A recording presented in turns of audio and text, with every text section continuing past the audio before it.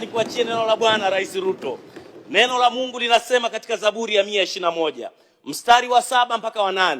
Na mimi kwa sababu pia ni mpako mafuta, ninakuachia upako Rais Ruto utakaporudi Kenya. Neno la Mungu linasema Bwana atakulinda na mabaya yote. Bwana atakulinda nafsi yako. Bwana atakulinda utokapo na uingiapo, tangu sasa na hata milele. Rais Ruto, Bwana amekupa kibali. Usiogope. Sisi wa Tanzania tunajivunia kazi za Daktari Samia Suluhu Hassan.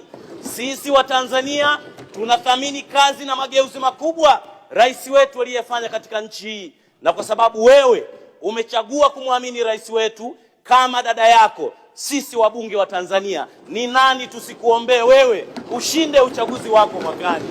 Bwana akubariki. Neema ya Mungu ikufunike.